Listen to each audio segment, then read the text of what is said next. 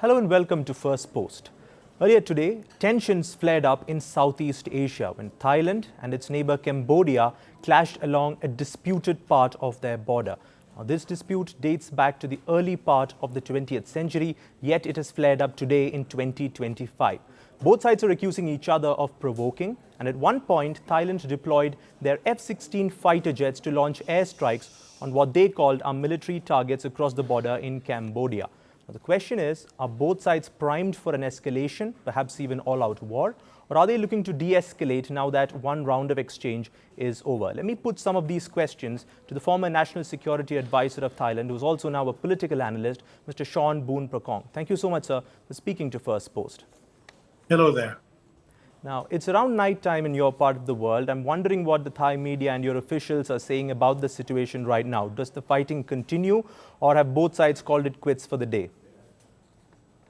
So far, both sides called it quit for the day. The period attack between both sides has been a substantial, with 8 or 9 killed, mostly Thai civilian, and 1 troop, with 10 injured, 10 or 15 injured, somewhere around that neighborhood. We have heard some conflicting reports about what happened. The Thai government is obviously saying that it was the Cambodians who started this exchange, that they sent a drone and then their soldiers were seen quite near to this disputed region, and that's how the clash began. The Cambodians are obviously saying that it was the Thais who started. Can you tell us what the exact turn of the events were that led to this full-scale escalation? As a Thai, it would be unfair to put the right word for Thailand, but I would say the dispute happened because of unclear border from the past, from 1900, when Cambodia was a French colony, and the period have subsided somewhat during Khmer Rouge period, where there's internal civil war, and Thailand has supported a lot of Cambodian refugees. There's also a premature report that from the television by the Cambodian media that Angkor Wat belongs to Thailand, and this precipitate a larger conflict that forced a Thai embassy burn, and then the next round have happened to be a clash in 2011, where both Thailand and Cambodia went up to the Security Council, and now what happened the past couple of days. You've worked in the Thai government before, and you've also seen this relationship evolve through ups and downs. So what is your assessment of what could happen next? Do you think this is going to escalate further into more fighting in the days to come, or do you think both sides have had enough? I think this clash will last for a little while, hopefully no more than a week or 10 days, but we never know. Since the last conflict, when there was a shooting in 2011, Cambodia has accumulated quite a bit of weapons, but yet they haven't bought any fighters yet. So at this point, it's really not, I wouldn't call it an even fight, but however, Hun Sen has announced there will be a major draft starting next year. So we have to see in the long term what this could bring along the conflict. Does Cambodia mean to start a war with Thailand? I wonder how the economy could sustain it, with Thailand being a much larger country with 70 versus 17 million country. But we have to, 17 million people for the Cambodian.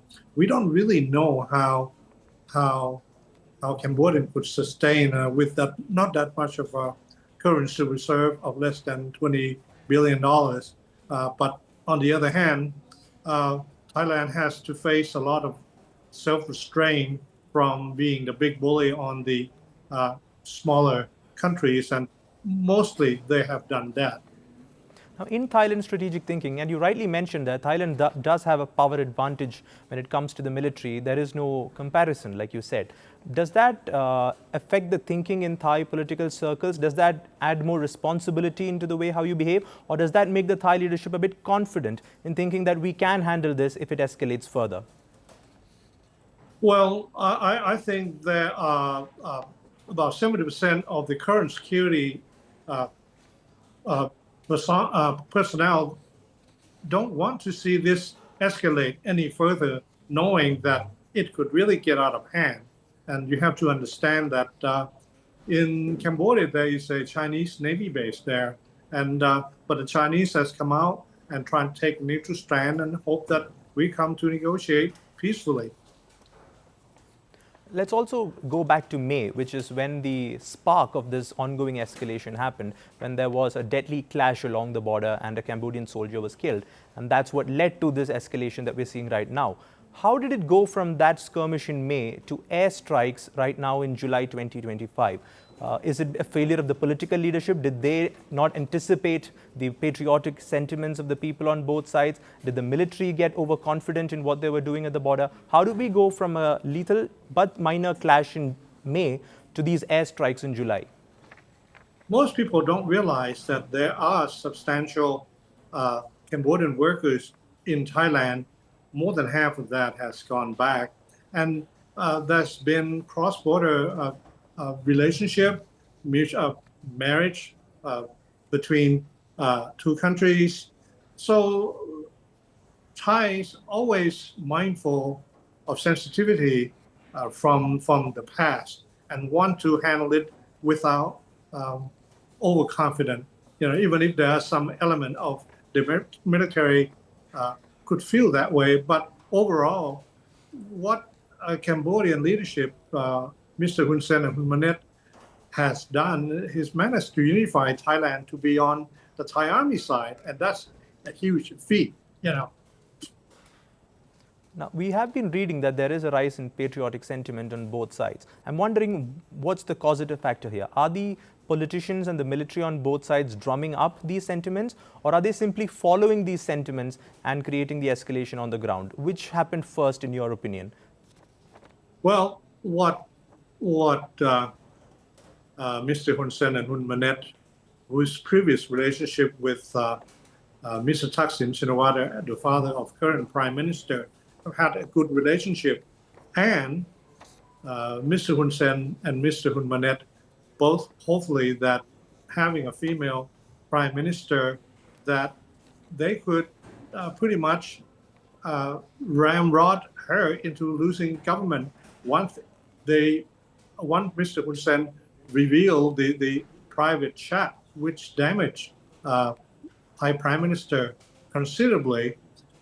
But so far, we have a caretaking Prime Minister, which most likely would allow the free reign by the army after the constant, I would say, the tit-a-tat, somewhat provocation. I don't want to lose his name too strongly since I'm a Thai, but I have to admit that sending a lot of tourists into a dispute area has always been a mark to provoke Thai troops.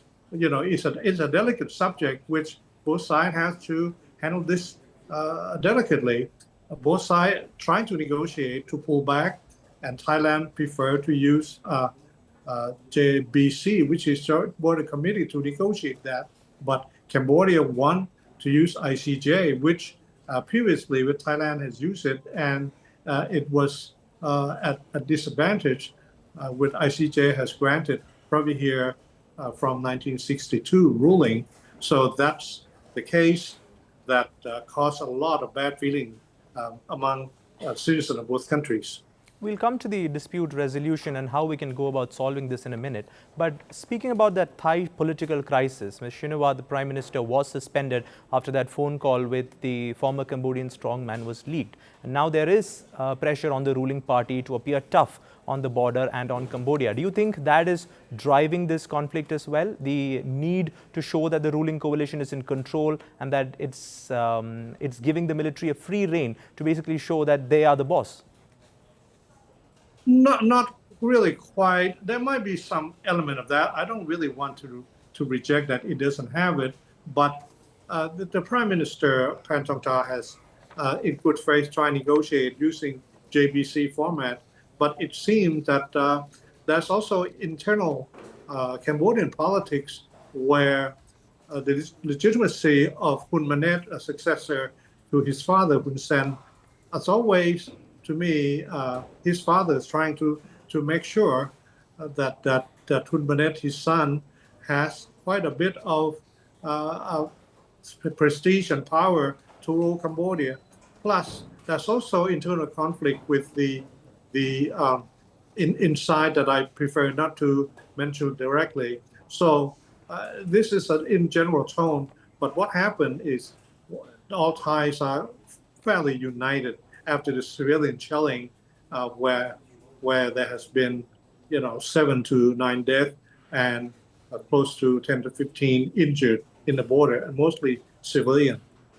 Now let's talk mediation. Who do you think can come in here and tell both countries enough of the fighting, let's come to the table and sort it out? Like you mentioned, China has said they're neutral, they want to see this fighting end.